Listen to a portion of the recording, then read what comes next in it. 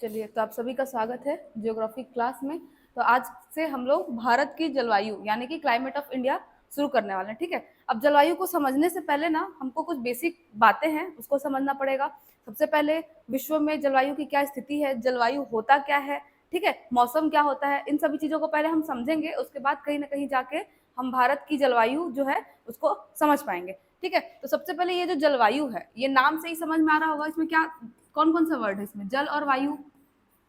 ठीक है, ये दो वर्ड से मिलकर बना है जल और वायु। इसमें क्या क्या अध्ययन करेंगे हम लोग, जल और वायु का कुल मिला के अध्ययन करने वाले हैं कि जल का वायु का क्या क्या उसमें पैटर्न है, किस तरीके से हमारे यहाँ हवाएं चलती है और मौसम को प्रभावित करती है, फिर कैसे इसके अनुसार ऋतुएं बदलती है। ठीक है, इन सभी को डिटेल से चर्चा करेंगे। सबसे पहले तो जलवायु समझो, जलवायु होता क्या है।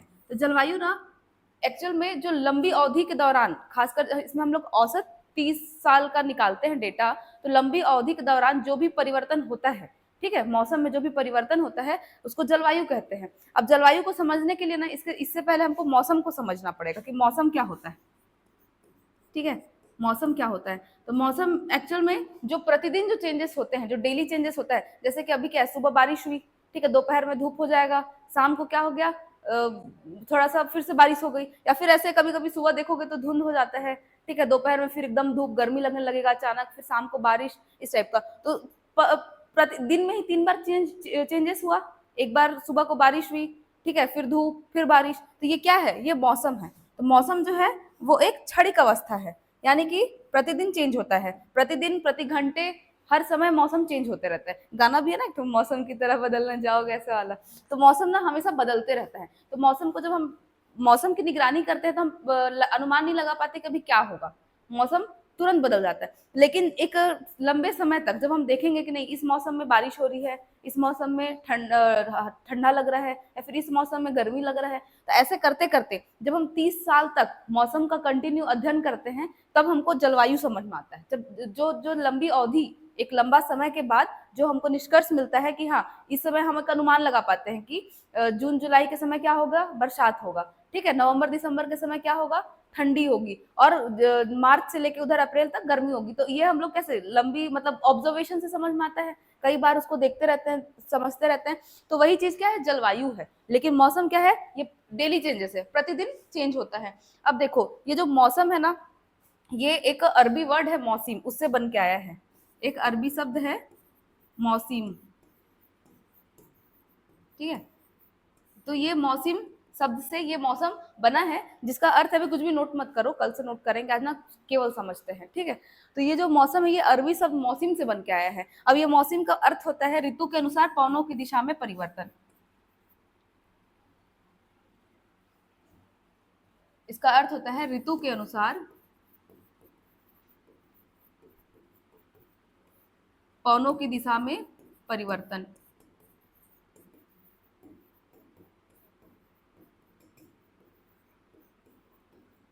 ठीक है, ये एक अरबी वर्ड है मौसिम, इससे क्या बना है, मौसम। तो मौसम क्या है, जो प्रतिदिन जो चेंजेस हो रहा है, ठीक है, जो डेली जो चेंजेस हो रहा है उसको हम मौसम कह रहे हैं। लेकिन जब हम मौसम में एक लंबे समय तक अध्ययन करने के बाद हमको पता चलता है कि नहीं इस समय भारत की जलवायु मतलब जैसे अभी बरसात का समय जाने वाला है, तो एक लंबे समय के अध्ययन के बाद जो हमको एक पैटर्न दिखाई देता है वही क्या है, जलवायु है। तो जलवायु क्या है, लंबी अवधि के दौरान एक लंबी अवधि, खासकर एवरेज इसमें ना 30 वर्ष लेते हैं, ठीक है, 30 वर्षों तक जो भी हवाओं का जो पैटर्न होता है या फिर जो भी मौसम का जो रूप होता है उससे जलवायु निकलता है। ठीक है, जलवायु या फिर समझ में आता है। अब देखो इसको समझने के लिए ना पहले ना कुछ बेसिक चीजों को समझते हैं। सबसे पहले तो ये क्या है, अर्थ। ठीक है, अब इसके बीच में कौन सी रेखा है, देखो अर्थ में दो तरीके के इमेजिनरी लाइंस होते हैं, एक अक्षांशीय रेखा, एक देशांतरीय रेखा। ठीक है, इसको हम लोग पहली क्लास में पढ़े भी थे, एक बार फिर से बता देते हो। ये जो पैरेलल लाइन है, ठीक है, ये क्या है, ये अक्षांशीय रेखा, ये है अक्षांशीय रेखा। ठीक है, और जो ऊर्ध्वाधर रेखाएं होती है, यानी कि जो ये खड़ी लाइंस होती हैं, ये क्या है, देशांतरीय रेखा। अब इन रेखाओं का काम क्या होता है, इन रेखाओं का क्या क्या काम होता है। तो जो अक्षांशीय रेखाएं होती है ना, ये मौसम को प्रभावित करती है, यानी कि जलवायु डिसाइड करती है, और देशांतरीय रेखा क्या करती है, ये समय का निर्धारण करती है। ठीक है, तो हमारे लिए ये कोई किसी काम का नहीं है, समय निर्धारण हमको पढ़ना नहीं, हम क्या पढ़ रहे हैं, जलवायु पढ़ रहे हैं। तो हम अक्षांशीय स्थिति को समझते हैं कि जो पृथ्वी का अक्षांशीय स्थिति, और उसके बाद फिर उसमें भारत का अक्षांशीय स्थिति क्या है और कैसे वो उसको प्रभावित करती है। ठीक है, तो इसको समझते हैं। सबसे पहले देखो,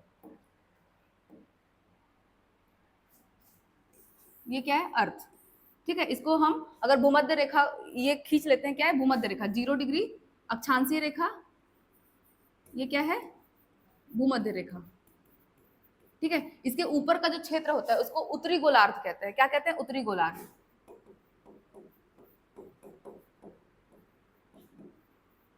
और उसके भूमध्य रेखा के दक्षिण में दक्षिणी गोलार्ध।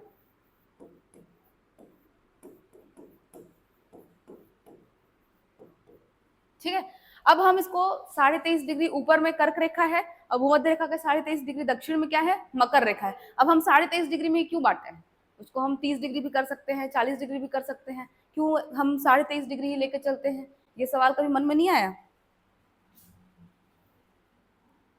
देखो, जो पृथ्वी है, ठीक है, ये इसका क्या है, उत्तरी ध्रुव,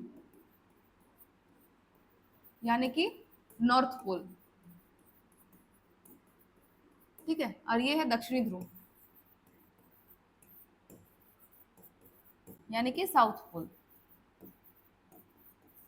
तो जब हम उत्तरी ध्रुव दक्षिणी ध्रुव को मिलाने वाली एक ऐसे सीधी रेखा खींचते हैं, तो हम ये पाते हैं कि ये जो पृथ्वी है हमारा, कहीं ना कहीं ये अपने अक्ष पे भी 23.5 डिग्री इधर झुका हुआ है। ठीक है, 23.5 डिग्री उत्तर की ओर, 23.5 डिग्री पूर्व की ओर, 23.5 डिग्री दक्षिण की ओर, ये भी अपने अक्षांश, अपने मतलब क्या बोलते हैं, ध्रुव से इसका झुकाव है। ये कितना है, 23.5 डिग्री, और ये भी 23.5 डिग्री। ठीक है, इसीलिए हम जब कर्क रेखा और मकर रेखा का निर्धारण करते हैं तो 23.5 डिग्री उत्तर और 23.5 डिग्री दक्षिण लेते हैं। इसको फिर से ड्रॉ कर लेते हैं, ये क्या है, भूमध्य रेखा। अब क्योंकि 23.5 डिग्री पृथ्वी का झुकाव है, तो हम यहाँ पे भी इसको 0 डिग्री मान के 23.5 डिग्री में कर्क रेखा और 23.5 डिग्री में क्या ले लेते हैं, मकर रेखा। यहाँ पे ये है कर्क रेखा, ये मकर रेखा। ये कितना है, 23.5 डिग्री उत्तरी अक्षांश, ठीक है, नॉर्थ, और ये 23.5 डिग्री दक्षिणी अक्षांश। क्लियर है। अब देखो, इसका झुकाव, पृथ्वी सूर्य के चक्कर लगाती है। ठीक है, नॉर्मल हम लोग बोलते हैं, हम बोलचाल की भाषा में कि सूर्य उग रहा है या फिर डूब रहा है, ऐसे। एक्चुअल में सूर्य नहीं उगता, हमारी पृथ्वी जो है ये घूमती है सूर्य के चारों ओर। ठीक है, अब पृथ्वी जो है घूमती है तो ये पश्चिम से पूर्व दिशा की ओर घूमती है। ठीक है, इधर वेस्ट टू ईस्ट घूमती है ना, ये पश्चिम से पूर्व दिशा की ओर अपने जगह पे घूमती है। और ये अपने घूमने के साथ साथ, ये घूमती है, साथ साथ में इसका झुकाव 23.5 डिग्री अपने अक्ष की ओर इसका झुकाव भी होता है। और इसी के कारण जो उत्तरी गोलार्ध और दक्षिणी गोलार्ध में जो भी ऋतु में परिवर्तन होती है, वो इसी के कारण होता है। तो सबसे पहले ना इसको समझते हैं कि कैसे इसमें ऋतु परिवर्तन होता है या फिर इसका क्या रोल है। अब देखो, जैसे ये अर्थ है, ठीक, कर्क रेखा और मकर रेखा के बीच के क्षेत्र को हम क्या कहते हैं, ये वाला क्षेत्र क्या है, उष्ण कटिबंधीय क्षेत्र। क्यों, क्योंकि यहाँ पे सूर्य जो है सीधे इस इतने क्षेत्र में सीधी सूर्य की किरणें पड़ती हैं। ठीक है, यहाँ पे सूर्य की किरणें वर्ष भर, यानी कि साल के 365 दिन लगातार यहाँ पे सूर्य की किरणें पड़ेंगी ही। तो ये कौन सा क्षेत्र हो गया, ये हो गया उष्ण कटिबंधीय क्षेत्र। ठीक, उष्ण कटिबंधीय क्षेत्र, यानी कि इस क्षेत्र में हमेशा गर्म मौसम रहेगा। ठीक है, इसके बाद फिर थोड़ा और ऊपर में आ जाओ, 66.5 डिग्री,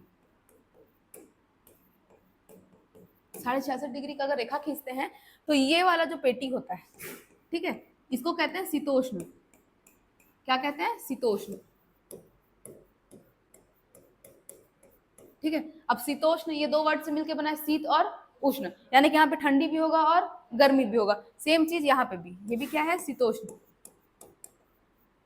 शीतोष्ण क्षेत्र। अब इसके बाद यहाँ पे क्या है, 90 डिग्री अक्षांशीय रेखा, यहाँ पे भी क्या है, 90 डिग्री। अब ये 66.5 डिग्री से दक्षिण में और 66.5 डिग्री के उत्तर में ये वाला जो क्षेत्र है इसको कहते हैं शीत कटिबंध। क्या कहते हैं? शीत। यहाँ पे क्या रहता है? हमेशा बर्फ रहता है, शीत कटिबंध। नाम से ही समझ में आ रहा होगा कि यहाँ पे क्या रहेंगी? हमेशा शीत रहेगा, यानी शीत ऋतु, हमेशा बर्फ रहेगा। सेम इधर भी ये क्या है? शीत कटिबंध, शीत कटिबंध।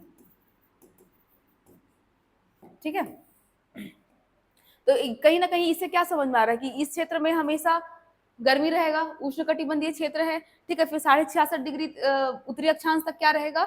शीतोष्ण क्षेत्र, यानी शीत, ठंडी भी रहेगी और गर्मी भी रहेगी। उसके बाद फिर 90 डिग्री ऊपर, मतलब अक्षांशीय रेखा तक, 90 डिग्री दक्षिणी अक्षांशीय रेखा तक क्या रहेगा? शीत कटिबंध, यानी कि यहाँ पे हमेशा ठंड भी रहेगा। इसीलिए देखे होगे कि ऊपर में क्या है? आर्कटिक है और नीचे में अंटार्कटिका है। ठीक है, वो हमेशा बर्फ से ढका हुआ रहता है। क्या? क्योंकि वहां पे सूर्य की किरणें 6 महीने में एक बार पड़ती हैं, उसमें भी बहुत तिरछी पड़ती हैं, सीधी किरणें वहां पे पड़ती नहीं, इसके कारण बर्फ की मोटी मोटी परतें वहां पे जमी हुई हैं। ठीक है, तो देखो अब ये क्या है? सूर्य।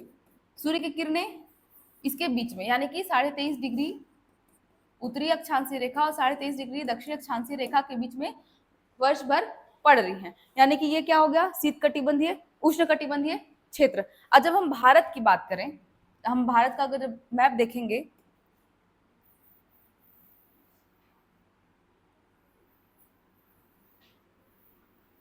ठीक है, तो ये कर्क रेखा है।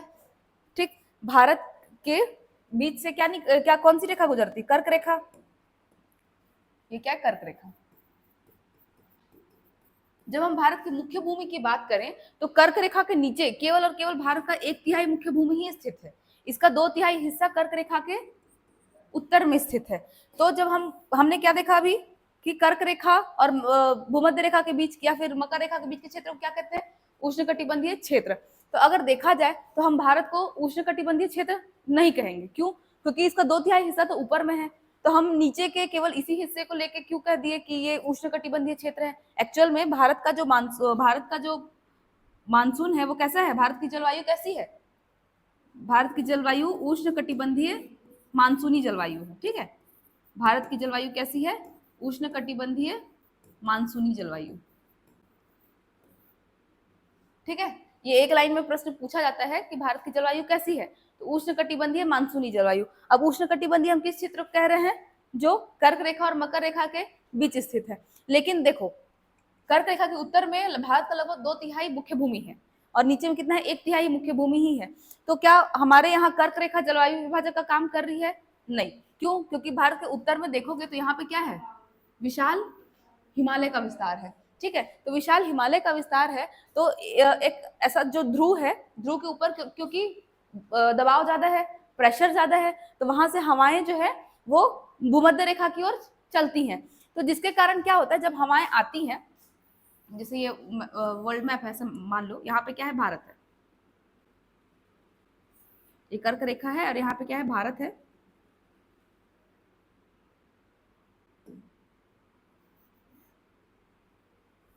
ठीक है, ये मान लो यहाँ पे भारत है, तो यहाँ से जो ठंडी हवाएं आती हैं,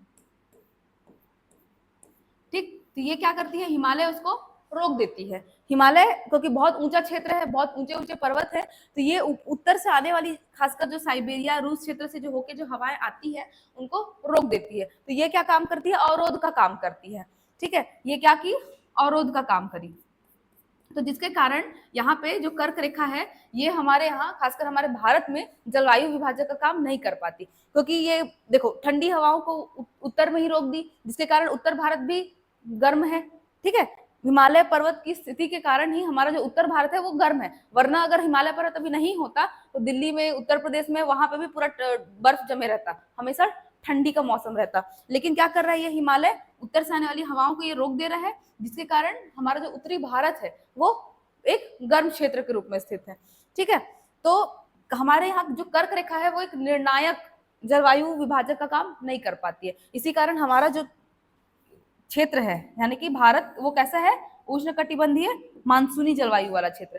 क्यों? क्योंकि हिमालय की स्थिति कारण भी ये क्षेत्र पूरा गर्म बना हुआ है, साथ ही कर्क रेखा के कारण तो है ही। ठीक है। अब देखो इसमें कर्क रेखा जो है, अब क्योंकि इधर नीचे में क्या है, भूमध्य रेखा,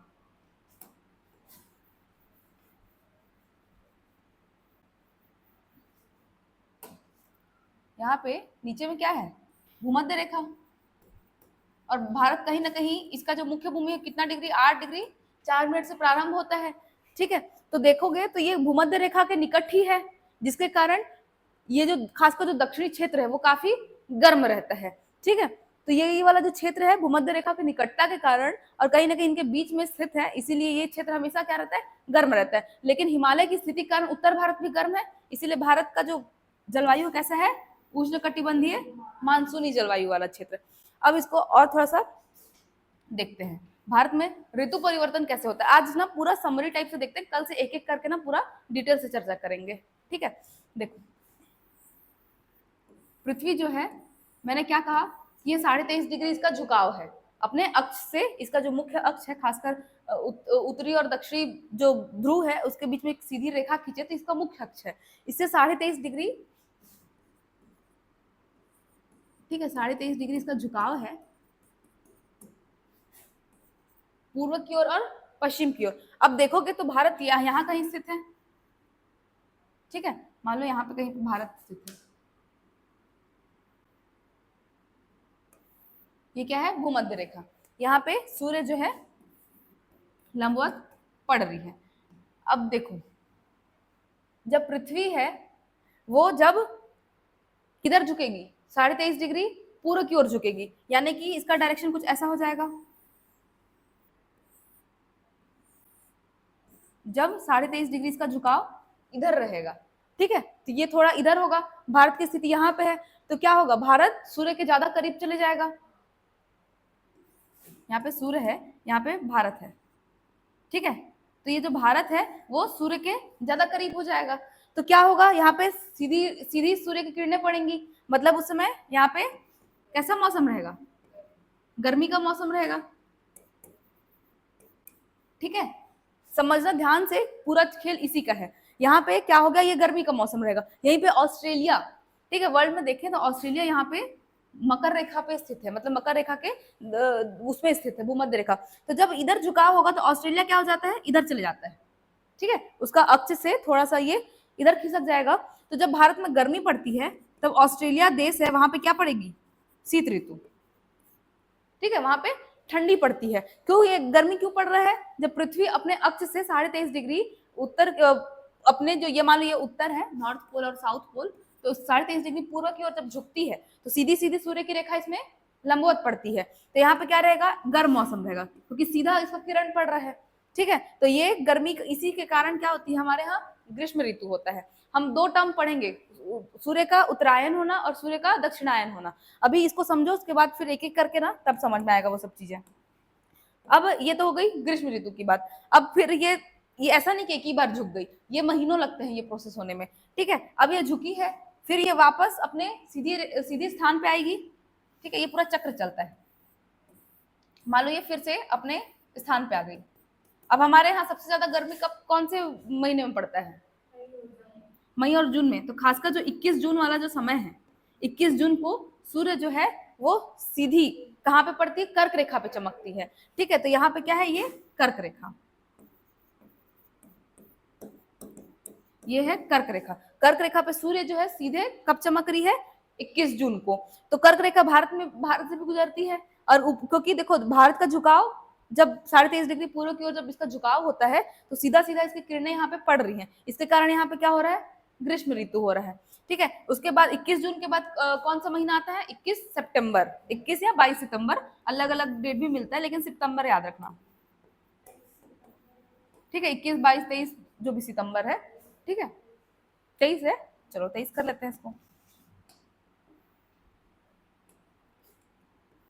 अब वो ऐसा कोई फिक्स डेट नहीं है कि इसी डेट को होगा, वो आगे बस याद रखना कि सितंबर के महीने में क्या होता है कि सूर्य जो है वापस से भूमध्य रेखा पर आ जाती है। क्यों, क्योंकि हमारा पृथ्वी क्या हो गया, अभी सीधा हो गया, अब उसका झुकाव इस ओर होगा, तो ये ना पूरा चक्र चलता है। ऐसा मानो ये पूरा चक्र चलता है, पहले ये भूमध्य रेखा पे है, ये कौन से महीने में है, ये वाला 2 बार जो है भूमध्य रेखा के पास सूर्य चमकती है, एक सितंबर में और एक मार्च में। ठीक है, 21 या 22 मार्च दोनों डेट मिलेगा आपको। अभी बस समझते चलो कि मार्च के महीने में सूर्य कहाँ है, भूमध्य रेखा पे चमक रही है। ठीक है, उसके बाद फिर जून, मार्च के बाद क्या आता है, अप्रैल मई जून। तो उस समय क्या होता है, ये धीरे धीरे सूर्य उत्तरायण होने लगता है। उत्तरायण हम बोलते हैं, लेकिन एक्चुअल में पृथ्वी जो है 23.5 डिग्री इधर झुकती है, पूर्व की ओर झुकती है। तो 23.5 डिग्री जब पूर्व की ओर झुकी तो यहाँ पे सीधा लंबवत इसकी किरणें पड़ी भारत में। तो भारत में कैसा मौसम रहेगा, उसमें ग्रीष्म ऋतु का मौसम रहेगा। ठीक है, ये क्या है, ऑस्ट्रेलिया है।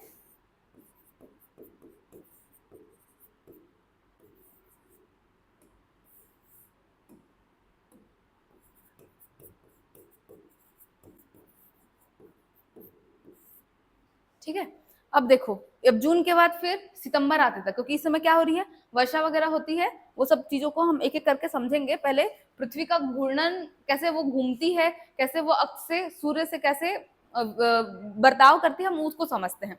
इसके बाद फिर 23 सितंबर को वापस से भूमध्य रेखा पे सूर्य चमकने लग गई, ये अपने अक्ष पे सीधा हो गया। ठीक है, अब देखो उसके बाद फिर अब इसका झुकाव इधर होगा, यानी कि पृथ्वी का झुकाव कहीं ना कहीं ऐसा है, मान लो ये मुख्य अक्ष है, ये 23.5 डिग्री इधर झुक गई। ठीक है, अब देखो जब इधर झुकेगी तो सूर्य तो यहीं पर है, सूर्य तो स्थिर है ना, सूर्य यहीं पर है। और कर्क रेखा कहां चले गया,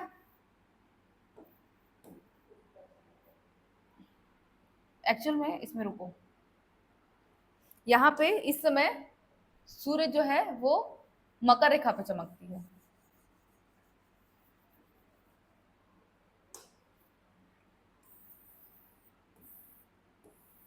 साढ़े 23 डिग्री का झुकाव इधर है। ठीक, ये क्या है, मकर रेखा। तो सूर्य जो है मकर रेखा में चमकती है। ये कब होता है, 21 दिसंबर। ठीक है, 21 दिसंबर को ये हो गई भूमध्य रेखा और ये ऊपर हो गया कर्क रेखा। ठीक है, अब भारत यहां पर था। ठीक है, भारत कहाँ पे है, यहाँ पे। अब ये जब उधर झुकाव की होगा 23.5 डिग्री किधर, पश्चिम की ओर। ठीक है, तो भारत की स्थिति भी खिसकेगी। ठीक है, तो भारत की स्थिति भी खिसक गई, समझो। अब देखो सूर्य कहाँ चमक रहा है, मकर रेखा पे। कौन से महीने में, दिसंबर के महीने में। तो सूर्य जब मकर रेखा पे चमकती है तो क्या होगा, इधर इधर क्या होगा, इधर ठंडी रहेगा। क्यों, क्योंकि सूर्य की सीधी किरण कहाँ पड़ रही है, मकर रेखा पे पड़ रही है। ठीक है, सूर्य की सीधी किरणें कहाँ पड़ रही है, मकर रेखा पे। अब सूर्य की किरणें सीधी मकर रेखा पे पड़ेंगी तो उसको कर्क रेखा तक पहुंचने में काफी दूरी तय करना पड़ेगा। ठीक है, सूर्य की किरणें तो आती हैं, लेकिन उसकी जो तीव्रता होती है वो उतनी नहीं हो पाती जिससे गर्मी महसूस हो। ठीक है, इसी कारण ऊपर में क्या होता है, हमारे यहाँ ठंडा होता है इस समय। भारत में कौन सी ऋतु होती है इस समय, शीत ऋतु। ठीक है, जब सूर्य मकर रेखा पे चमकती है, खासकर दिसंबर में वो पूर्णतः मकर रेखा के बीच में रहती है। फिर यहाँ से देखोगे तो कर्क रेखा की ओर पहुंचने में इसको लंबी दूरी तय करनी पड़ती है। सूर्य की जो किरणें हैं उसको लंबी दूरी तय करनी पड़ती है, तो साथ में इसका झुकाव भी पश्चिम की ओर रहता है। ठीक है, तो इस समय क्या होता है कि खासकर उत्तरी ध्रुव जो है, यहाँ पे उत्तरी ध्रुव, वहां पे पूरा शीत जमा हो जाता है, यानी कि 6 महीने पूरा का पूरा वो बर्फ से ढका रहता है। वहां पे सूर्य की किरणें भी नहीं पहुंच पाती वहां तक।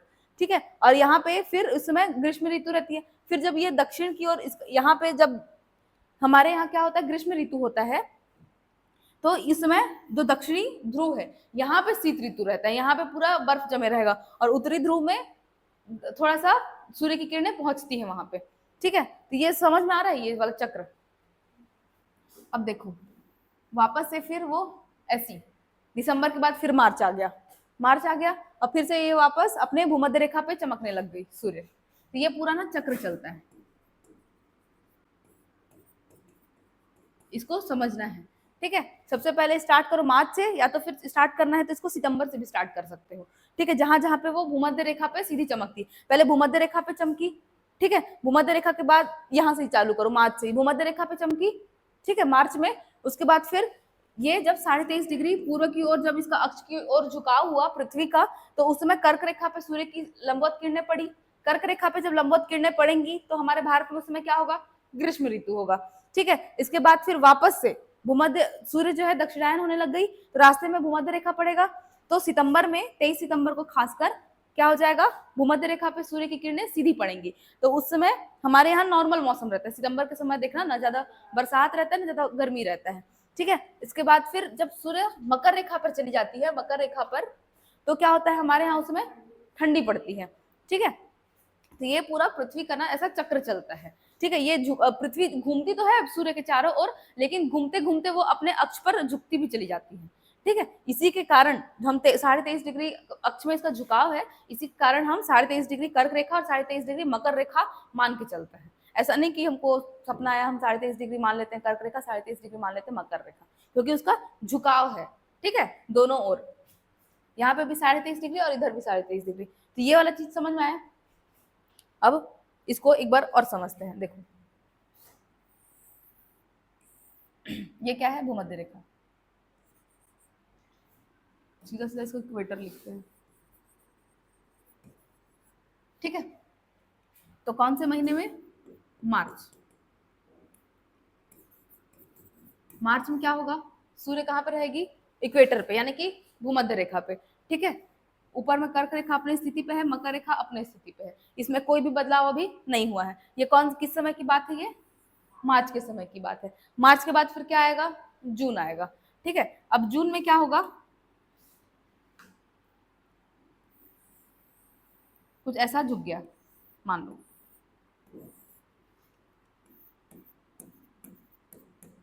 23.5 डिग्री इसका झुकाव हो गया। ठीक है, ये क्या है, ये मान लो ये भूमध्य रेखा है,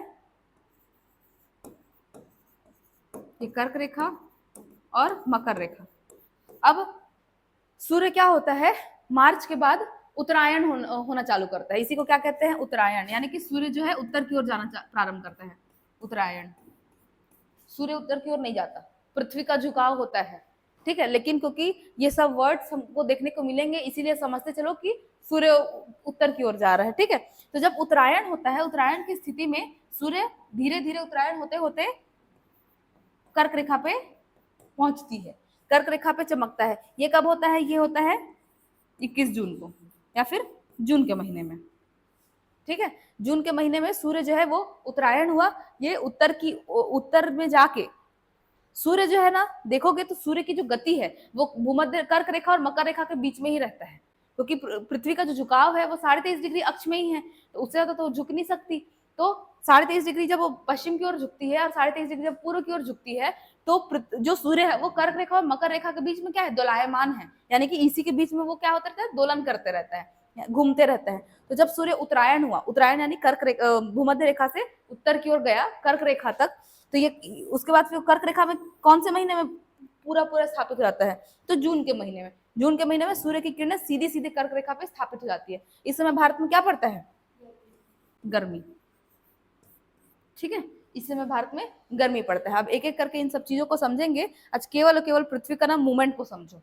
अब ये हुआ, अब उसके बाद फिर, अब क्योंकि ये 23.5 डिग्री अपने अक्ष पे झुकी है, इससे ज्यादा झुक नहीं सकती, तो ये वापस अपनी स्थिति में आएगी।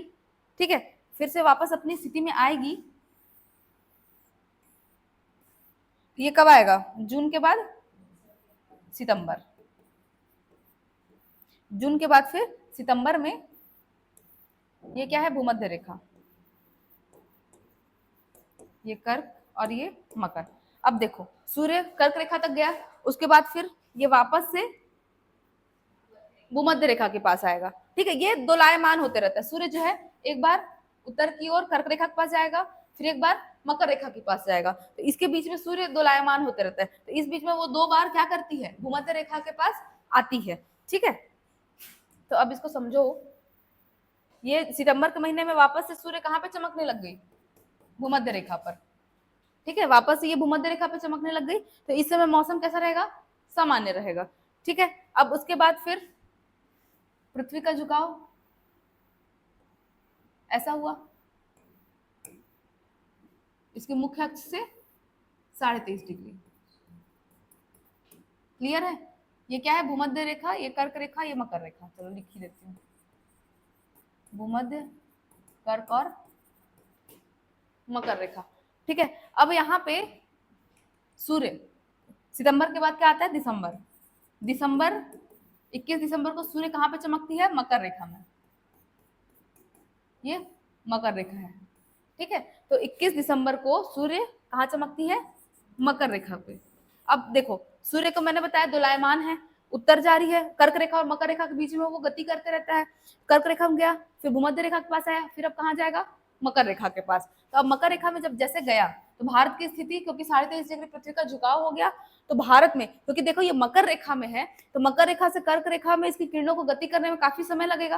तो इतने दूरी तक आते आते जो उसकी किरणें होती है उसमें ताप जो होता है, ताप का प्रभाव कम हो जाता है, जिसके कारण हमारे यहाँ सूर्य की किरणें तो पड़ती है, लेकिन उतनी ज्यादा उसमें गर्मी नहीं हो पाती जिससे वो गर्मी का एहसास करा पाए। तो यहाँ पे क्या होता है, तब तक भारत में क्या होती है? शीत ऋतु होती है।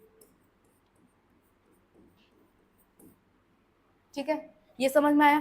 अब देखो, अब वापस से सूर्य किस में आ गया? मकर रेखा में। अब सूर्य वापस से मकर रेखा में गई, अब इसके नीचे वो जा नहीं सकती क्योंकि 23.5 डिग्री के बीच में उसका दोलन होते रहता है। अब वापस से ये कहाँ जाएगी? भूमध्य रेखा। तो ये वाला प्रोसेस वापस रिपीट होगा। मार्च में, दिसंबर के बाद क्या आता है? मार्च। तो ये पूरा ना ऐसा चक्र चलते रहता है। ये वाला चीज समझ में आया? जब तक ये नहीं समझोगे ना, ऋतु नहीं समझ में आएगा। ये चीजें समझ में आई? अब इसी के अनुसार अब हवाओं की दिशाओं को हम लोग समझते हैं। देखो, जैसे ये अर्थ है, ये भूमध्य रेखा है, यहाँ पे क्या है? ध्रुवे हैं, नॉर्थ पोल है और ये साउथ पोल है।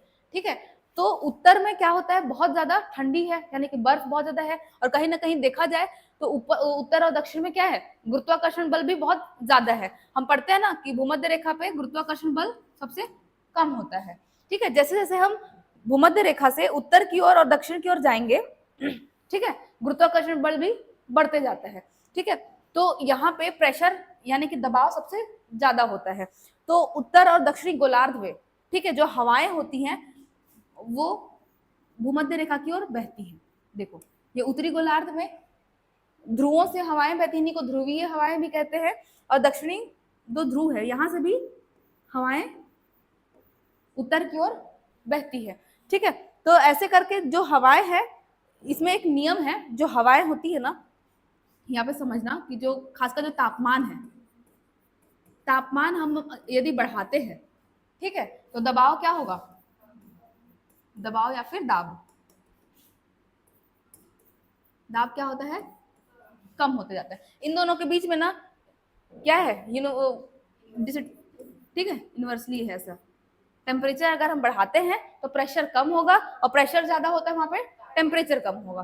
तो ये वाली चीजें यहाँ पे बहुत ज्यादा ध्यान में रखना है। इसी चीज पे पूरा का पूरा हवाओं की दिशाएं, ठीक है, यही सब समझना है। तो जहां पर टेम्परेचर ज्यादा होगा वहां पे प्रेशर यानी दाब कम होगा, और जहां पे प्रेशर ज्यादा होगा यानी दाब ज्यादा होगा वहां पे तापमान कम होगा।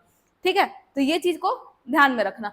अब देखो, हवाएं जो है ध्रुवों से ठंडी हवाएं बहती हैं, ठीक है, दक्षिण से भी बहती हैं। अब यहाँ पे ना एक नियम है, एक फेरल का नियम है।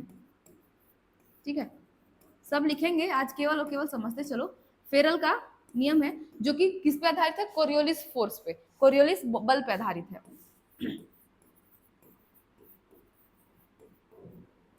ठीक है, कोरियोलिस बल पे आधारित है। तो ये जो फेरल का नियम है, ये क्या कहता है कि जो हवाएं होती हैं, ठीक है, भूमध्य रेखा से उत्तर में क्या है? उत्तरी गोलार्ध, और भूमध्य रेखा से दक्षिण क्या है? दक्षिणी गोलार्ध। तो फेरल के नियम के अनुसार जो हवाएं होती हैं वो उत्तरी गोलार्ध में, यानी कि उत्तर में, ये उत्तरी गोलार्ध है और ये क्या है? दक्षिणी गोलार्ध। तो फेरल के नियम के अनुसार जो हवाएं होती हैं वो उत्तरी गोलार्ध में अपने दाहिने ओर और दक्षिणी गोलार्ध में अपनी बाईं ओर मुड़ जाती है। तब उत्तरी गोलार्ध का दाहिना क्या होगा? हम अगर यहाँ से देखें तो इसका दाहिना क्या होगा? इधर होगा। ठीक है, अपने आप को यहाँ पे रख के देखोगे तो दाहिना इधर हुआ। तो उत्तरी गोलार्ध में हवाएं जो है अपने दाहिने ओर, और दक्षिणी गोलार्ध में हवाएं क्या है? अपनी बाईं ओर, यानी कि इधर बाईं ओर मुड़ जाती है। ये पृथ्वी में एक लगने वाला क्या है? कोरियोलिस बल जो है, कोरियोलिस फोर्स, एक पृथ्वी पर लगने वाला एक प्रकार का आभासी बल है जो पृथ्वी के घूर्णन के कारण लगता है। पृथ्वी जब अपने स्थान पे घूमती है, अपने अक्ष पे घूमती है, तो उसके घूर्णन के कारण एक आभासी बल लगता है जिसको क्या कहते हैं, कोरियोलिस बल। और उसी के कारण जो हवाएं होती हैं ये उत्तरी गोलार्ध में अपने दाहिने और दक्षिणी गोलार्ध में अपनी बाईं ओर मुड़ जाती हैं। ठीक है, इसको ध्यान में रखना। ये कोरियोलिस बल और फेरल का नियम, ये चीजें, ये कुछ कुछ बेसिक चीजें हैं, इसको समझे बिना हम पूरा जलवायु को नहीं पढ़ सकते। तो कोरियोलिस बल क्या किस पर आधारित है, फेरल का नियम किस पर आधारित है, कोरियोलिस बल पे। ये क्या है, एक प्रकार का आभासी बल जो कि पृथ्वी के अक्ष पे घूर्णन के कारण लगता है, जिसके अनुसार उत्तरी गोलार्ध में हवाएं अपने दाहिने और दक्षिणी गोलार्ध में हवाएं अपनी बाईं ओर मुड़ जाती हैं। ठीक है, अब देखो, क्योंकि हमने देखा कि पृथ्वी का जो झुकाव है वो 23.5 डिग्री में ही है, तो ऊपर में क्या है, यहाँ पे उत्तरी ध्रुव, उत्तरी ध्रुव में हमेशा बर्फ जमा रहेगा, और बर्फ जमा रहेगा, ठीक है, यानी तापमान वहां पे क्या है, कम है, तो यहाँ पे टेम्परेचर क्या है, कम है। अब टेम्परेचर कम है तो यहाँ पे क्या होगा, प्रेशर ज्यादा होगा, यानी कि दाब ज्यादा होगा। सेम चीज यहाँ पे जो साउथ पोल है, यहाँ पे भी टेम्परेचर कम है, क्योंकि यहाँ पे सूर्य की किरणें पहुंच ही नहीं पा रही हैं, जिसके कारण टेम्परेचर यहाँ पे कम है और प्रेशर क्या होगा, यहाँ पे ज्यादा होगा। अब ना हवाओं का ना एक विशेषताएं होती है, समझो, हाँ, हवाओं की एक विशेषताएं होती हैं कि वो ना हाई प्रेशर से लो प्रेशर की ओर बहती हैं, यानी कि जो हवाएं होती हैं वो उच्च दाब से यानी कि हाई प्रेशर से, ठीक है, निम्न दाब की ओर बहती है।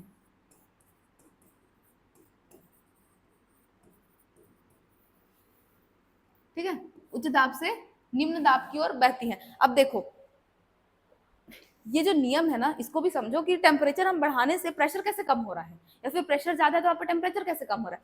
जैसे ठंडी है, ठंडी में कोई भी पानी है, अब पानी को देखोगे ठंड में फ्रिज में रख दोगे तो वो क्या होता है, जम जाता है। क्यों जमता है, क्योंकि टेम्परेचर कम हो रहा है। टेम्परेचर कम होगा तो उसके जो आपस के जो अणु हैं वो आपस में टकराने लगते हैं, तो आपस में वो टकरा के उनमें क्या होता है, कंडेंसेशन प्रोसेस, एक तरीके से जमाव होने लगता है। तो जमाव होने लगता है तो उनके बीच में क्या हो जाएगा, प्रेशर बढ़ने लगता है, सॉरी, प्रेशर कम होने लगता है। ठीक है, जैसे जैसे हम टेम्परेचर नहीं, सॉरी, बढ़ेगा ना, टेम्परेचर कम कर रहे हैं तो, ठीक है, फ्रिज में रखोगे, पानी है, पानी को फ्रिज में रखो तो फ्रिज में क्या है, तापमान कम है, तापमान कम है तो उसके जो पानी के जो छोटे छोटे अणु होते हैं वो आपस में टकराने लगते हैं, आपस में एक दूसरे के पास आने लगते हैं। उससे क्या होगा, उनके बीच में तनाव बढ़ेगा, तनाव बढ़ेगा यानी कि दाब बढ़ेगा, यानी कि प्रेशर बढ़ा। ठीक है, वैसे ही जब हम पानी को नॉर्मल, आप धूप में रख दो बर्फ को, तो उसको टेम्परेचर मिला, यानी कि तापमान मिला। अब तापमान मिला तो तापमान पाके उसके जो अणु है वो एक दूसरे से दूर जाने लगते हैं, यानी कि उनके बीच में बिखराव होने लगता है, तो वहां पे क्या हो गया, प्रेशर कम होने, क्योंकि उनके बीच में दबाव कम है, इसीलिए वो उसके जो अणु है वो अलग अलग हो गए। तो याद रखना, जहां पे भी तापमान कम होता है ना, वहां पे जो कोई भी द्रव्य होता है, फिर कोई भी चीज, उसके अणु आपस में टकराने लगते हैं। ठीक है, आपस में टकराएंगे जिससे क्या होगा, प्रेशर बढ़ेगा। ठीक है, ये इसको ऐसे याद रखना है। अब देखो, हम क्या देख रहे थे कि जो हवाएं होती हैं वो उच्च दाब से निम्न दाब की ओर बहती हैं। अब कहीं पे मान लो कोई जगह है, ऐसा मान लो कोई जगह है, अब कहीं पे एकदम ज्यादा हवाएं हैं, उसके अंदर क्या है, बहुत ज्यादा अणु आपस में टकराए हुए हैं। अब अणुओं का एक खासियत भी होता है कि वो ना अब उसकी ओर चलती है, यानी कि क्या बोलते हैं उसको, टेम्परेचर कम जिधर होता है वो भरने की ओर चलती है। जैसे हवाएं हैं, ये यहाँ पे बहुत ज्यादा है, यानी कि यहाँ पे क्या है, हाई प्रेशर है। और भूमध्य रेखा है, यहाँ पे सबसे ज्यादा कम प्रेशर होता है, सबसे ज्यादा लो प्रेशर कहाँ पे होता है, भूमध्य रेखा पर। क्यों, क्योंकि यहाँ पे गुरुत्वाकर्षण बल भी कम होता है। ठीक है, यहाँ पे गुरुत्वाकर्षण बल ज्यादा होता है, इसके कारण यहाँ पे प्रेशर ज्यादा होता है। यहाँ पे भूमध्य रेखा पे गुरुत्वाकर्षण बल कम है, इसके कारण यहाँ पे प्रेशर लो होता है। अब हवाएं क्या है कि उच्च दाब से निम्न दाब की ओर भराव करने के लिए हवाओं की का एक प्रॉपर्टी होता है कि वो ना अपने आप को बराबर करने की कोशिश करती है। अब पृथ्वी पे क्या होता है कि यहाँ पे हवाएं ज्यादा है, यहाँ पे कम है। ठीक है, तो ये अपने आप को बैलेंस करने के लिए, अपने आप को समान करने के लिए, ताकि सब जगह एक तरीके से हवाएं बहें, सामान्य करने के लिए इधर से हवाएं बहने लगती किसकी ओर, भूमध्य रेखा की ओर। ठीक है, लोअर प्रेशर की ओर। ठीक, क्यों, क्योंकि ये हवाएं अपने आप को क्या करना चाहती हैं, समान करना चाहती हैं। अब कहीं पे हवाएं ज्यादा होंगी, कहीं पे कम होगा, तो जाहिर सी बात है वो खींचेगा। जो लोअर प्रेशर वाला जो एरिया होता है, खासकर जहाँ पे दबाव कम होता है, वो अपनी ओर ना हवाओं को खींचता है। ठीक, तो कहाँ से खींचेगा, जिधर प्रेशर ज्यादा होगा। तो जाहिर सी बात है ध्रुवों में क्या होता है, प्रेशर ज्यादा होता है, तो इधर से वो हवाओं को खींचता है यहाँ पे। ताकि दोनों के पास क्या हो जाए, बराबर, यानी हवाएं जो है वो समान रूप से हो जाए। ठीक है, अब देखो हवाएं क्या है, हाई प्रेशर से लो प्रेशर की ओर क्यों बह रही है, समझ में आया? क्यों? क्योंकि हवाएं एक दूसरे को समान करने का प्रयास करती हैं। ऊपर से जो भूमध्य रेखा है वहां पे गुरुत्वाकर्षण बल कम होता है, जिसके कारण प्रेशर भी कम होता है। ठीक है, ध्रुवों पे गुरुत्वाकर्षण बल अधिक है, प्रेशर ज्यादा है। ठीक, तो उससे क्या है, एक असमानता की स्थिति उत्पन्न होती है। क्यों? क्योंकि जहां पे भूमध्य रेखा में प्रेशर कम है और वहीं पे उत्तरी ध्रुव में या फिर दक्षिणी ध्रुव में ज्यादा है, तो हवाएं क्या करने का प्रयास करेंगे, उस एक खालीपन क्रिएट हो जाता है। हाँ हाँ हाँ, तो तापमान कम है तो वहां पे प्रेशर ज्यादा है, वही चीज बोल रही हूँ, शायद गलती से वो हो गया होगा। ठीक है, तो यहाँ पे प्रेशर ज्यादा है, लेकिन यहाँ पे क्या है, प्रेशर कम है। तो क्या होता है कि जो हवाएं होती है ना, यहाँ पे एक अब लो प्रेशर है, यानी कि खालीपन यहाँ पे हो जा रहा है, प्रेशर ही नहीं है, तो एक खालीपन जैसा स्थिति यहाँ पे उत्पन्न हो जाए, खाली स्थिति उत्पन्न हो जा रही है। तो उससे क्या करते हैं ये लोग, उत्तरी जो ध्रुवें होती हैं, ध्रुवीय हवाएं होती हैं ये, ठीक है, बहना स्टार्ट करती है, किसकी ओर, भूमध्य रेखा की ओर, ताकि यहाँ के जो खालीपन है उसको वो भर सके। ठीक है, तो हवाएं हमेशा अधिक प्रेशर से लो प्रेशर की ओर बहती हैं। क्यों? क्योंकि वो अपने आप को समान करने का भी प्रयास करती है। दूसरा चीज कि वहां पे खालीपन जैसी स्थिति जो पैदा होती है उसको भरने के लिए भी। ठीक है, ये चीजें क्लियर हुई। अब देखो, अब भारत में थोड़ा लौट आते हैं, ये हो गया वर्ल्ड की बातें, थोड़ा सा समझ में आ गया होगा पृथ्वी कैसे घूमता है, कैसे हवाएं चलती हैं। अब थोड़ा सा ना भारत के बारे में समझते हैं। देखो, जो भारत है, भारत का खासकर हम भारत की जलवायु को देखेंगे, हम भारत की जलवायु पढ़ रहे हैं। ठीक है, तो भारत का जो मानसून होता है, या फिर भारत की जलवायु, ठीक है, भारत में जो मानसून होता है वो मुख्य रूप से विश्व में देखेंगे ना, जब हम विश्व भूगोल का यहाँ पे पढ़ने नहीं वाले हैं, तो अलग अलग प्रकार के मानसूनी हवाएं प्रभावित करती हैं। लेकिन हम अगर भारत के परिप्रेक्ष्य में देखें तो हमारे यहाँ केवल दो तरीके के मानसून होते हैं। ठीक है, मानसून क्या है, समझ में आया? मानसून ये भी मौसम शब्द से बन के आया है। ठीक, जिसका अर्थ क्या होता है, हवाओं, ऋतुओं के अनुसार हवाओं में परिवर्तन। ठीक है, अब मानसून हमारे यहाँ दो तरीके के मानसून होते हैं, एक होता है दक्षिण पश्चिम मानसून। ठीक है, दक्षिण पश्चिम मानसून, ये किस ऋतु में होता है, ये ग्रीष्म ऋतु में। और एक होता है उत्तर पूर्वी मानसून, एक होता है उत्तर पूर्वी मानसून। ठीक है, ये कब होता है, ये शीत ऋतु में। अब हम इसको दक्षिण पश्चिम और उत्तर पूर्वी क्यों बोल रहे हैं, क्योंकि जो हवाएं होती हैं वो इसी दिशाओं में बहती हैं। जब हम देखेंगे, जैसे ये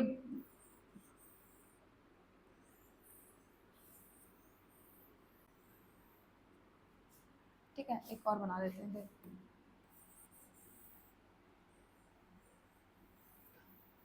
अच्छा सांकेतिक में समझ लो। ठीक है, तो दक्षिण पश्चिम मानसून जो है ग्रीष्म ऋतु में, उसका जो दिशा होता है वो ऐसा कुछ होता है।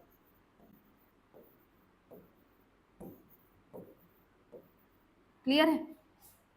तो इधर क्या है, उत्तर है, इधर पश्चिम है, उत्तर सॉरी पूरब है, इधर पश्चिम है, ये उत्तर है, ये दक्षिण है।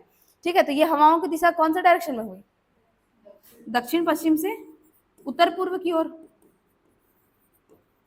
दक्षिण पश्चिम से किस दिशा में जा रही है, उत्तर पूर्व की ओर, क्योंकि ये एंटर किधर से करती है, दक्षिण पश्चिम दिशा से, इसलिए हमारे यहाँ इसको क्या कहते हैं, दक्षिण पश्चिम मानसून कहा जाता है। ये किस ऋतु में होता है, ये ग्रीष्म ऋतु में। ठीक है, ये किस ऋतु में हुआ, ग्रीष्म ऋतु में। हवाएं दक्षिण पश्चिम से प्रवेश करती हैं और उत्तर पूर्व की ओर ऐसे प्रवाहित होती हैं। ठीक है, अब शीत ऋतु में क्या होता है, शीत ऋतु में कौन सी मानसूनी हवाएं चलती है, हमने देखा उत्तर पूर्वी मानसून। अब उस समय जो मानसून का जो डायरेक्शन होता है वो ऐसा होता है, उत्तर पूर्व से दक्षिण पश्चिम की ओर।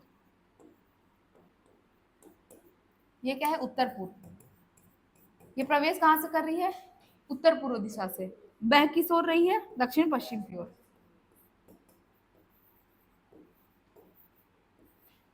ठीक है, तो जो उत्तर पूर्वी मानसून है शीत ऋतु में, ये जो हवाएं होती हैं यही उल्टा प्रवाहित होने लगती हैं। ठीक है, उत्तर पूर्व से दक्षिण पश्चिम की ओर। अब ये क्यों होता है ये हम धीरे धीरे समझेंगे, ठीक है। पूरा इसके लिए पृथ्वी का जो हमने अभी घूर्णन पढ़ा है ना, वो किस तरीके से अपने अक्ष पर घूम रही है, झुक रही है, उसको बस ध्यान में रखना, धीरे धीरे सब चीजें समझ में आ जाएंगी।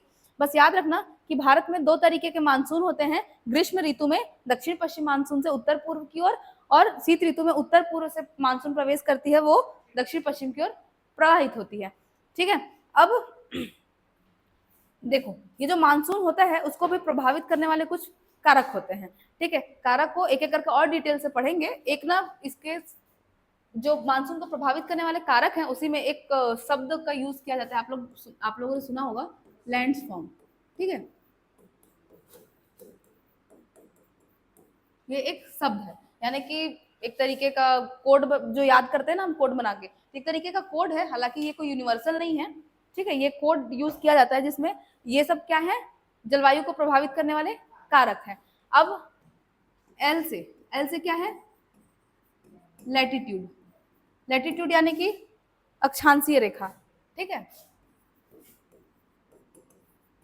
तो अक्षांश कैसे प्रभावित कर रही है वो हमने देखा, आगे भी और देखेंगे।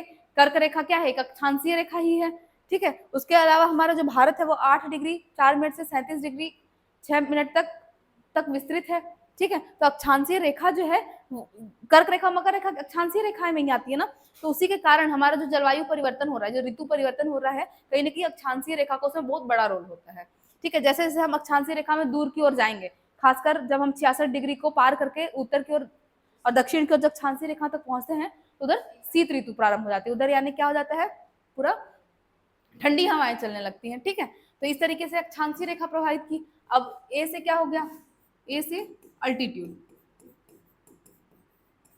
अल्टीट्यूड यानी कि ऊंचाई,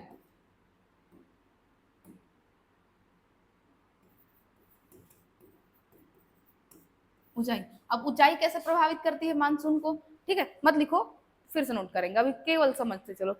ऊंचाई कैसे प्रभावित करती है, अब देखो, जैसे जैसे हम पृथ्वी के जब इन्वायरमेंट पढ़ोगे ना, तो इन्वायरमेंट में एक ई रूल करके है, हालांकि उतना डीप में हमको जाना नहीं है, फिर भी समझ लो कि जैसे हम पर्यावरण में पढ़ते हैं कि पृथ्वी के ऊपर अलग अलग परतें हैं, जैसे क्षोभ मंडल है, समताप मंडल है, फिर आयन मंडल है, मध्य मंडल है, फिर बहिर्मंडल है, ऐसे करके हम पढ़ते हैं।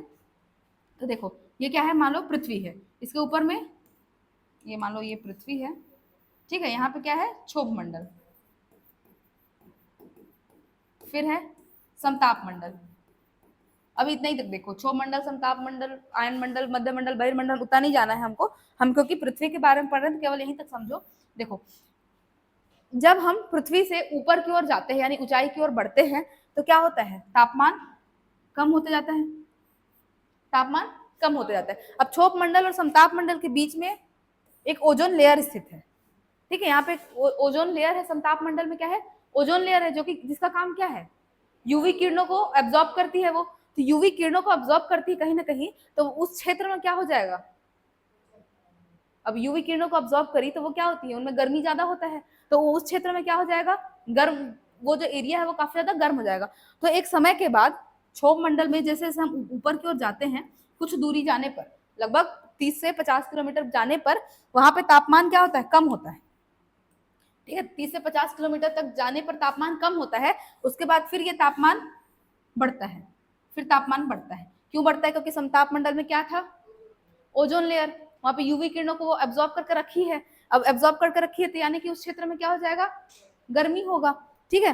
तो टेम्परेचर पहले कम होता है क्षोभ मंडल के बाद, उसके बाद फिर ये बढ़ता है, समताप मंडल, समताप मंडल बाद आयन मंडल आता है, आयन मंडल में जो आयनिक जो आयंस होते हैं उनका प्रभाव, उसके कारण फिर से यहाँ पे ना समताप मंडल में एक समय के बाद यहाँ से भी टेम्परेचर कम होने जाता है, यहाँ पे भी कम होता है, फिर आयन मंडल जाके ये वापस से ऐसे बढ़ता है। तो देखोगे तो ये कैसा एक ई शेप में बना है, ई ऐसा कुछ बन रहा है, पहले टेम्परेचर कम हो रहा है, बढ़ रहा है, फिर कम हो रहा है, फिर बढ़ रहा है, तो इसी को कहते हैं ये ई शेप में होता है ना, इसी को कहते हैं ई रूल। हालांकि ये इन्वायरमेंट का टॉपिक है, इसलिए इतना नहीं जाना है, बस याद रखना हमको, बस इतना ही तक याद रखना है कि टेम्परेचर क्या हो रहा है, जैसे ऊंचाई से हम ऊंचाई की ओर जाते हैं तो टेम्परेचर क्या होता है, कम होते जाता है। तो ऊंचाई कैसे प्रभावित करी जलवायु को, जैसे जैसे हम ऊपर की ओर जाएंगे, ठीक है, जैसे जो पहाड़ है, खासकर हिमालय, वो कितना कितना मीटर, लगभग 8000 मीटर में की औसत ऊंचाई है उसकी। अब 8,000 औसत ऊंचाई यानी कि लगभग 8 किलोमीटर तक हिमालय का विस्तार है, मान के चलो। तो हम ऊंचाई में जैसे जैसे बढ़ रहे हैं तो क्या हो रहा है, टेम्परेचर कम हो रहा है, ठीक है। तो टेम्परेचर क्या होता जाएगा, कम होते जाएगा। इस तरीके से ऊंचाई जो है वो जलवायु को प्रभावित करती है। कहीं ना कहीं हिमालय की स्थिति के कारण ही, हिमालय के जो ऊंचे ऊंचे पर्वत है उसी के कारण भारत में जो शीत का जो प्रभाव है वो कम पड़ता है। उसी के कारण भारत क्या है, उष्णकटिबंधीय मानसूनी जलवायु वाला क्षेत्र बना हुआ है, ठीक है। उसके बाद फिर नेक्स्ट है क्या है, एन। एन से है nearness from C, nearness from C. अभी इसका मतलब क्या है, समुद्र से निकटता,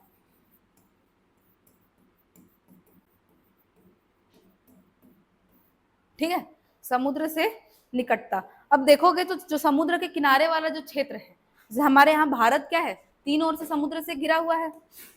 इधर क्या है, अरब सागर, बंगाल की खाड़ी, ठीक है, यहाँ पे क्या है, हिंद महासागर। तो तीन ओर से समुद्र से घिरा हुआ है। जब समुद्र की जो तटीय क्षेत्र है, जब आप तट पे जाओगे, खासकर ये जो तटीय क्षेत्र है, यहाँ पे ना ऋतुओं का कुछ खास प्रभाव पड़ता नहीं है। आप ठंडी में जाओ, गर्मी में जाओ, या तो फिर बरसात में जाओ, मतलब थोड़ा बहुत प्रभाव पड़ता है। लेकिन यहाँ पे ना आपको एकदम ज्यादा ना ठंडी फील होगा, ना एकदम ज्यादा गर्मी फील होगा। यहाँ पे जो समुद्र का जो समकारी प्रभाव होता है ना कहीं वही रहता है। और जैसे जैसे समुद्र से आप दूर जाओगे, समुद्र के तट पे क्या होता है, समकारी प्रभाव रहता है, मतलब कि एक ही जैसा मौसम रहता है लगभग, ठीक। और जैसे जैसे हम समुद्र से दूर जाते हैं, जैसे आप समुद्र से दूर जाओगे, विषम जलवायु देखने को मिलती है, मतलब अलग अलग टाइप के जलवायु देखने को मिलती है। कहीं पे ठंडी, कहीं पे शीत ऋतु है, या फिर कहीं पे जैसे जब शीत ऋतु में आप देखोगे तो हमारे यहाँ तो फिर भी ठीक है। अब जम्मू कश्मीर में चले जाओ, वहां पे -14 डिग्री, -20 डिग्री तक टेम्परेचर पहुंच जाता है, ठीक है। अब उधर के लोग अगर हमारे छत्तीसगढ़ में आएंगे, क्योंकि यहाँ हमारे यहाँ लगभग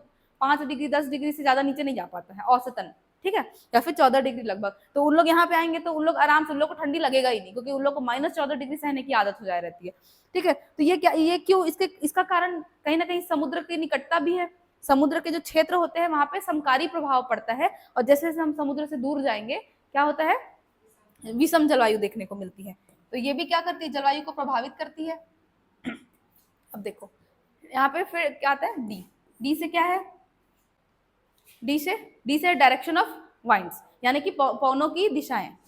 डी से डायरेक्शन ऑफ वाइंड्स।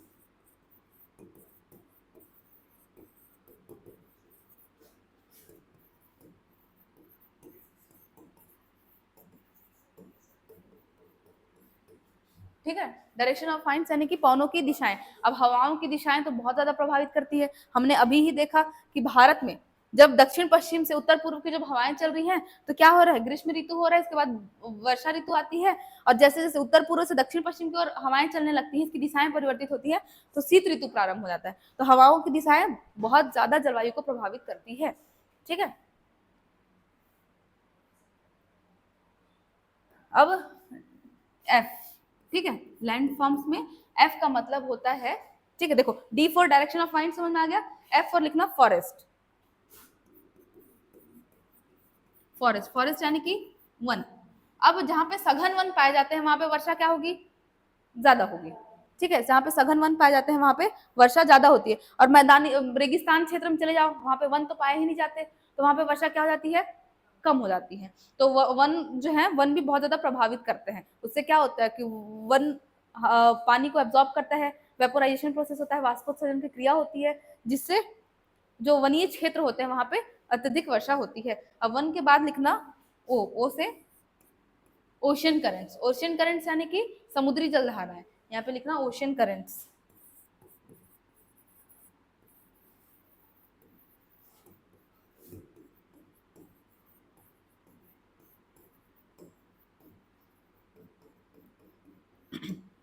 कल से लिखते भी चलेंगे, आज केवल समझते जाओ, नहीं भी लिखोगे तो भी चलेगा। अब देखो समुद्री जलधाराएं, जो समुद्र की जो हवाएं होती है, फिर जो जलधाराएं होती हैं, वो भी कहीं ना कहीं जलवायु को प्रभावित करती हैं, ठीक है। समुद्र में चक्रवात बनते हैं, ठीक है, चक्रवातों के कारण क्या होता है, भीषण वर्षा होती है, कोई कोई क्षेत्र तबाह हो जाते हैं। तो समुद्री जलधाराएं जो है ये भी जलवायु को प्रभावित करती हैं। इसके बाद फिर नेक्स्ट लिखना आर से रेनफॉल। रेनफॉल यानी कि वर्षा, ठीक है। अब रेनफॉल यानी कि वर्षा, अब वर्षा कैसे होगी, जहां पे टेम्परेचर ज्यादा होगा, नहीं टेम्परेचर ज्यादा होता है और प्रेशर कम होता है, उस क्षेत्र में हवाएं जो है ना वो वहां पे भरने का प्रयास करती है, उसके कारण हवाएं उठने लगती हैं। और खासकर जब आप समुद्री क्षेत्र में जाओगे तो वहां पे नमी होती है हवाओं में, ठीक है, उनको नमी मिल जाता है, तो इस कारण जो समुद्री क्षेत्र है, खासकर जो पश्चिमी घाट वाला एरिया है हमारे यहाँ, वहां पे वर्षा ज्यादा होती है, तो कहीं ना कहीं वर्षा भी ना जलवायु को प्रभावित करती है। अब उसके बाद फिर आर के बाद फिर है एम। एम से क्या होता है, एम से होता है माउंटेन यानी कि पहाड़। एम से क्या हो गया, माउंटेन, पहाड़ या पर्वत। हमारे यहाँ पश्चिमी घाट और हिमालय दो मुख्य बड़े लंबी श्रृंखला वाले पर्वत हैं और ये बहुत बड़ा जलवायु विभाजन का कार्य करती है, ठीक है। उसके बाद फिर एम के बाद फिर आता है एस। एस है सॉइल। एस से क्या है, सॉइल यानी कि मिट्टी। अब जहाँ पे ज्यादा वर्षा होगी वहां पे अपर्दन भी ज्यादा होगा, ठीक है, तो जहाँ पे वर्षा ज्यादा होगी वहां पे अपर्दन ज्यादा होगा, तो वहां पे किस तरीके की मिट्टी पाई जाएगी, वहां पे पथरीली मिट्टी पाई जाती है, ठीक है, क्योंकि उसका उपजाऊ जो मिट्टी होता है वो अपर्दित हो जाता है, ठीक है। इसी कारण ये सब चीजें क्या होती हैं, जलवायु को प्रभावित करती है। अब ऐसा नहीं कि यही बस प्रभावित करती है, ये एक कोडवर्ड से मैंने निकाल के बताया है, अगर कुछ याद ना आए तो इतना याद कर लेना। इसके अलावा और भी सारी चीजें हैं जो हम लोग कल के क्लास में एक एक करके उसको लिखते चलेंगे और समझते भी चलेंगे। अब कुछ चीजें हैं खासकर भारत की जो जलवायु है उसको थोड़ा सा और समझते हैं। देखो, जब भूमध्य रेखा पे क्या होता है, सबसे कम प्रेशर वाला क्षेत्र है, ठीक है, तो यहाँ पे एक स्थिति, यहाँ पे ITCZ एक टर्म आएगा बार बार, यहाँ पे याद रखना, ITCZ इसको बोलते हैं इंटर ट्रॉपिकल कन्वर्जन जोन, ठीक है, इंटर ट्रॉपिकल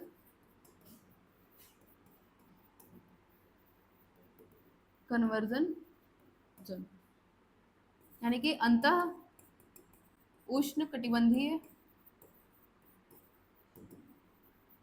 अभिसरण क्षेत्र,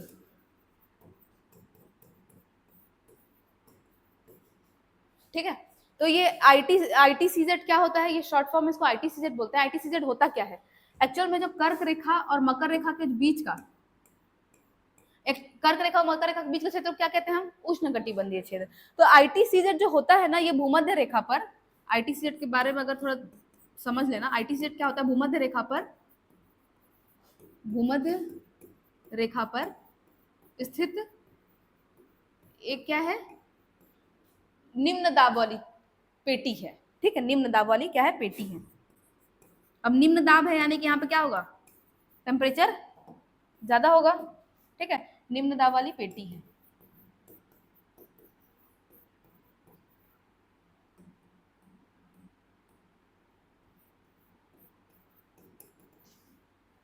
ठीक, अब देखो ये जो ITCZ है ये कहाँ स्थित है, ये भूमध्य रेखा पर, लेकिन ये फिक्स नहीं है, यानी कि ये स्थायी नहीं कि भूमध्य रेखा पर ही रहेगा। जैसे जैसे सूर्य उत्तरायण होने लगता है ITCZ भी उत्तर की ओर खिसकता है, और जैसे जैसे सूर्य दक्षिणायन होता है ITCZ भी दक्षिण की ओर खिसकने लगता है। अब सूर्य जब उत्तरायण होता है, उत्तरायण यानी कि जब वो कर्क रेखा तक पहुंचता है, तो ITCZ भी धीरे धीरे कर्क रेखा पास पहुंचता है, ठीक है। उसके बाद फिर जैसे जैसे सूर्य दक्षिणायन होता है मकर रेखा तक, ITCZ भी मकर रेखा तक पहुंचती है। अब ITCZ क्या है, एक निम्न दाब वाली पेटी है, तो जहां जहां ये ITCZ मूव करती है वहां वहां पे क्या करेंगी, हवाओं को अपनी ओर खींचेगी, हवाओं को अपनी ओर आकर्षित करेगी, जिसके कारण इस क्षेत्र में भारी वर्षा होती है।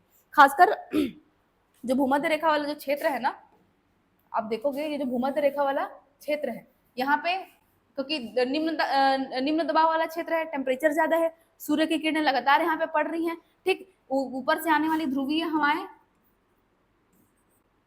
हमने क्या पढ़ा अभी, फेरल के नियम के अनुसार कि उत्तर में जो उत्तरी गोलार्ध में हवाएं अपने दाहिने और दक्षिणी गोलार्ध में हवाएं अपने बाईं ओर मुड़ जाती हैं, तो उसके कारण जब ये हवाएं यहाँ पे आती हैं तो यहाँ पे क्या होती है, हवाएं मिलती हैं, ITCZ यानी भूमध्य रेखा पे उत्तरी ध्रुव दक्षिणी ध्रुव की हवाएं मिलती हैं।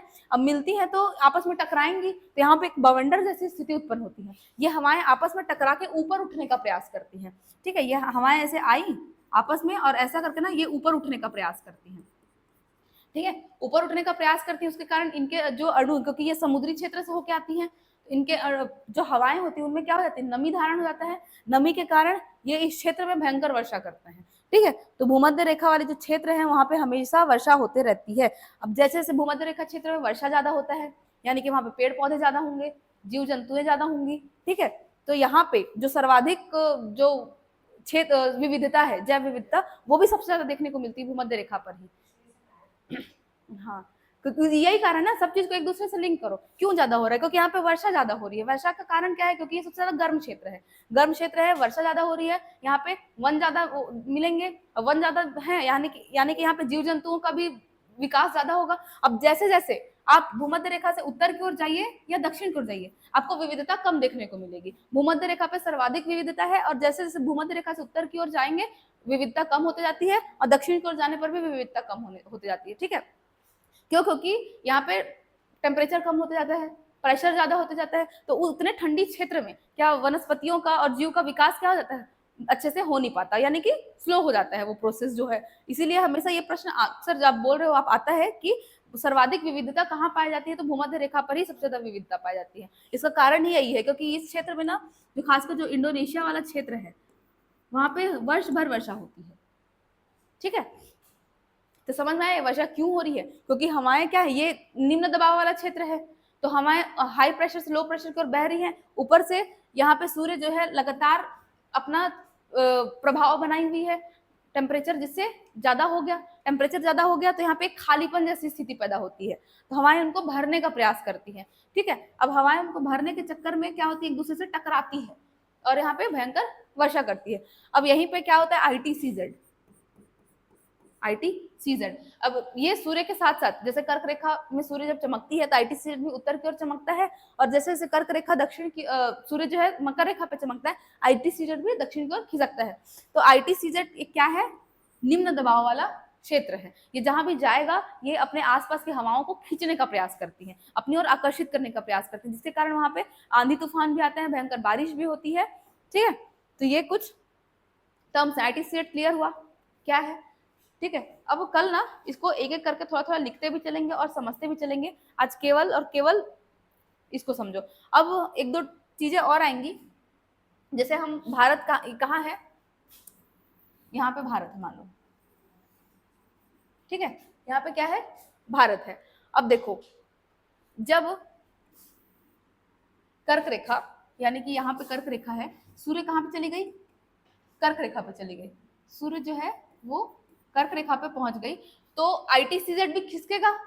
मैंने बताया ना कि ITCZ सूर्य के साथ साथ खिसकते रहता है, ये स्थिर नहीं है। लेकिन जब भी प्रश्न में पूछा जाएगा कि ITCZ कहाँ स्थित होता है, तो आपको क्या बताना है, भूमध्य रेखा। ठीक है, क्योंकि वहीं पर रहता है, ये बस उसके साथ दोलायमान है। अब क्योंकि सूर्य है यहाँ पे चमक रही है, तो यहाँ पे कर्क रेखा के पास भी क्या हो जाएगा, ITCZ, यानी कि लोअर प्रेशर वाला एरिया क्रिएट हो जाएगा। अब क्या होता है, हमने क्या देखा, हवाएं किधर से किधर की ओर बहती हैं, उच्च दबाव से निम्न दबाव की ओर, यानी कि हाई प्रेशर से लो प्रेशर की ओर। अब देखो यहाँ पे सूर्य की किरणें लगातार पड़ रही है, यानी कि इधर की जो हवाएं हैं उनको ज्यादा दूरी नहीं तय करनी पड़ेगी, यहीं पे उनका जो प्रभाव है वो कम हो जाएगा। लेकिन जो इधर से जो दक्षिणी ध्रुव की हवाएं हैं, क्या ये भूमध्य रेखा के पास रुकेंगी? क्या भूमध्य रेखा के पास नहीं रुक पाएंगी, क्योंकि सूर्य ऊपर जा चुका है, ये वाला जो निम्न दबाव का क्षेत्र है वो उत्तर की ओर खिसक चुका है। तो ये हवाएं जो होती है ना, ये भूमध्य रेखा को पार करके, ठीक है, उत्तरी गोलार्ध में प्रवेश कर जाती हैं। जब ये उत्तरी गोलार्ध में प्रवेश करती हैं तो यहाँ पे देखो क्या है, भारत। अब भारत में जैसे ये उत्तरी गोलार्ध में प्रवेश करी, इधर क्या है, अरब सागर। ठीक है, तो जब कर्क रेखा पे सीधे जब सूर्य की किरणें चमकती है, तो भारत के जो उत्तर पश्चिम क्षेत्र है यहाँ पे ITCZ स्थापित होता है, यानी कि यहाँ पे क्या होता है, निम्न दबाव का क्षेत्र, लोअर प्रेशर एरिया क्रिएट होता है यहाँ पे। अब हवाएं क्या है, इसकी ओर आकर्षित होती हैं, तो इधर से ये जो दक्षिण ध्रुव से जो हवाएं चल के आती है वो भूमध्य रेखा को पार करके उत्तर में प्रवेश करती है, तो वो भारत में इस डायरेक्शन से प्रवेश करती है। ठीक है, अब क्योंकि हवाओं में क्या होता है, हवाओं में क्या होता है, हाँ, ये हमने देखा ना कि ये कोरियोलिस फोर्स जो है यहाँ पे क्या है कि दक्षिणी ध्रुव में अपने बाईं ओर मुड़ती है और उत्तरी ध्रुव में अपने दाहिने ओर मुड़ती है, तो ये दाहिने ओर मुड़ने का प्रयास करने लगती हैं। ठीक, अब हवाएं क्या है, काफी गर्म हवाएं हैं, अरब सागर में जल है तो यहाँ से इनको क्या मिल जाता है, नमी मिल जाता है वेपोराइजेशन से, ठीक है, नमी मिल गई। अब उसके बाद फिर ये नमी लेके यहाँ पे क्या पड़ता है, पश्चिमी घाट पड़ता है, ठीक है। तो सबसे पहले 1 जून को यहाँ पे पश्चिमी घाट से टकराती है और खूब वर्षा करती है। तो केरल पे सबसे पहले मानसून केरल के तट पे पहुंचता है यहाँ पे 1 जून को, और भयंकर वहां पे वर्षा होती है। अब देखो यहाँ पे तो पूरा क्या है, पश्चिमी घाट है, उसको अंदर प्रवेश करने का स्थान नहीं मिलता। तो जैसे जैसे ये आगे प्रवेश करने का प्रयास करती है, पर्वत बीच में आ जाते हैं। अब पर्वत में ये ऊंचा उठने का प्रयास करती है, तो ऊंचा उठने के चक्कर में क्या होता है, जैसे जैसे ऊपर ये हवाएं ऊपर उठने का प्रयास करती है, हमने क्या पढ़ा, ऊंचाई में तापमान कम होगा, तापमान कम होता है तो उसके जो अणु हैं, जो पानी के जो अणु है वो आपस में टकराने लगते हैं, जिसके कारण सारा वर्षा जो है अपना जल वो इसी क्षेत्र में गिरा देती है, ठीक है। अब वो पढ़ेंगे भी कि खासकर पश्चिमी घाट का जो पूर्वी क्षेत्र है वहां पे ना एक वृष्टि छाया प्रदेश का निर्माण हो जाता है। क्यों, क्योंकि हवाएं उस पहुंचती तो है लेकिन उनका जो नमी होता है वो पश्चिम क्षेत्र में ही छूट जाता है। अब यहाँ पे फिर नर्मदा घाटी और तापी नदी घाटी, यहाँ से उसको क्या मिलता है, एक एंट्री करने का एक स्थान मिलता है, घाटी मिलती है, तो हवाएं जो है यहाँ से फिर उत्तर भारत की ओर प्रवेश करती हैं, ठीक है। अब फिर जब ये उत्तर भारत की ओर प्रवेश करती हैं तो आगे की ओर भी बहती हैं, यहाँ पे क्या है, हिमालय पर्वत है, ठीक है, हिमालय पर्वत से टकराती है और खूब वर्षा करती है इस क्षेत्र में। इस प्रकार से दक्षिण पश्चिम मानसून जो है वो भारत में प्रवेश करता है। आज केवल और केवल हम लोग एक ओवरव्यू देख रहे हैं, और डिटेल रूप से चर्चा करेंगे क्योंकि ये बहुत बड़ा टॉपिक है, 1-2 लेक्चर में समझ में नहीं आएगा, कम से कम हफ्ते भर चलेगा ये टॉपिक, ठीक है। अब देखो ये किस दिशा से आई, दक्षिण पश्चिम से, इसी को हम क्या कह देते हैं, दक्षिण पश्चिम मानसून, दक्षिण पश्चिम मानसून, ठीक है। अब क्या होता है कि जब सूर्य जो है वो दक्षिण की ओर यानी दक्षिणायन होने लगता है, धीरे धीरे वो भूमध्य रेखा के पास आएगी, फिर मकर रेखा के पास आएगी। तो जैसे जैसे आती है तो अब क्या होगा, अब जो है जो सूर्य है वो ये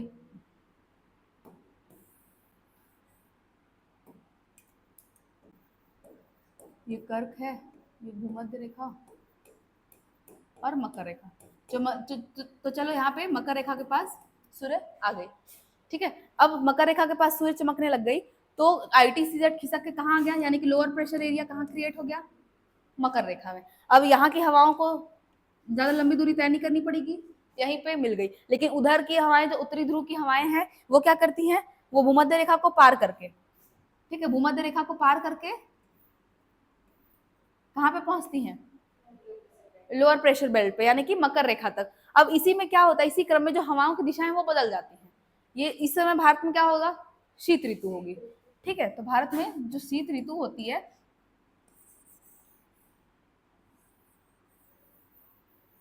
समझो भारत में क्या होगा, इस समय शीत ऋतु होगा, तो हवाओं की दिशा क्या होती है, चेंज हो जाती है, तो हवाएं इस दिशा में बहने लगती हैं, यानी कि उत्तर पूर्व से दक्षिण पश्चिम की ओर, ठीक है।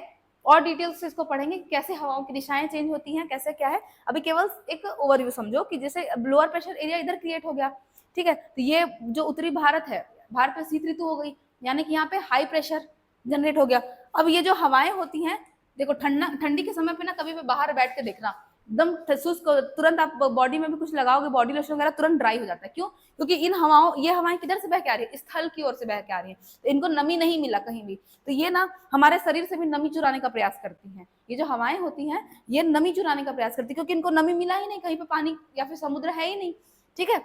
लेकिन जो इधर से जो हवाएं आती है ना, उनको यहाँ पे क्या है, बंगाल की खाड़ी से नमी मिल जाता है, ठीक है, बंगाल की खाड़ी से नमी मिल जाता है, जिसके कारण ये जो हवाएं होती हैं ये आके यहाँ पे कोरोमंडल तट है उसे टकरा के वर्षा करती हैं। लेकिन जो इधर की जो हवाएं हैं इनको नमी मिली क्या, नहीं मिली, तो ये क्या करेंगे, ये सूखा सूखा यानी कि शुष्क हवाएं चलती हैं इस समय, ठीक है। तो शुष्क हवाएं चलती हैं कौन सी दिशा से, उत्तर पूर्व से दक्षिण पश्चिम की ओर, यहाँ ये लोअर प्रेशर को भरने का प्रयास करती है। इसी कारण जो ठंडी होती है उसमें हमारे यहाँ वर्षा नहीं हो पाती, क्योंकि उसमें नमी ही नहीं होता, लेकिन हवाएं बहुत तेज तेज चलती, बहुत ठंडी हवाएं चलती हैं, आप लोगों ने महसूस किया होगा।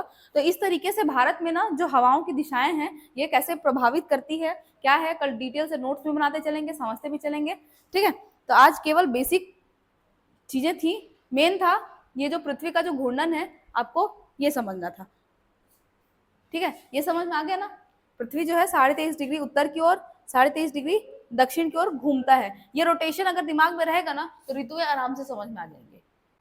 ठीक है, अब भारत की स्थिति को ध्यान में रखना, भारत कहाँ पे है और कैसे कैसे ये एक दूसरे को हवाएं जो है प्रभावित करती है। बस हवाओं के जो 2-3 नियम है, एक कोरियोलिस फोर्स वाला, जैसे उत्तर जो उत्तरी गोलार्ध में हवाएं अपने दाहिनी ओर मुड़ती हैं, दक्षिणी गोलार्ध में हवाएं अपने बाईं ओर मुड़ती हैं। और क्या होता है कि जो पृथ्वी है उसका अपने अक्ष पे 23.5 डिग्री झुकाव है। सूर्य कर्क रेखा से मकर रेखा के बीच में क्या है, तो दोलायमान होती रहती है, उसी के साथ आईटीसीजेड भी खिसकते रहता है। आईटीसीजेड क्या है, एक निम्न दबाव वाला क्षेत्र है। ठीक है, एक लोअर प्रेशर वाला एरिया है। ठीक है, अब ये समझ में आ गया भारत में मानसून कितने टाइप के होते हैं, 2 टाइप के, एक दक्षिण पश्चिम मानसून जो ग्रीष्म ऋतु में, और एक उत्तर पूर्वी मानसून जो शीत ऋतु में होती है। ठीक है, जलवायु जो है ना एक लंबी अवधि के दौरान, जैसे मौसम तो जो डेली परिवर्तन होता है वही है, लेकिन जैसे हम जलवायु की बात करते हैं ना तो जैसे लंबे समय तक हम ऑब्जर्व करते रहते हैं। अब हम ऑब्जर्व करने के बाद हमारे पास इतना एक्सपीरियंस हो जाता है, अब हम ये थोड़ी बोलेंगे कि नहीं ठंडी में लू चलेगा, लू तो गर्मी में ही चलेगा। तो एक ना हमारा वो क्रिएट हो जाता है एक्सपीरियंस से। तो वही चीज क्या है, जलवायु है। मौसम क्या है, जो प्रतिदिन जो परिवर्तन होता है या फिर हफ्ते में जो परिवर्तन होता है वही मौसम है। ठीक है, इन बेसिक जानकारी को याद रखना। उसके बाद फिर जलवायु को प्रभावित करने वाले कारक में ये लैंडफॉर्म्स एक ट्रिक है। ठीक है, अब ऐसा नहीं कि यही है, इसके अलावा हम और भी चीजों को पढ़ेंगे, जलवायु को प्रभावित करने वाले कारक।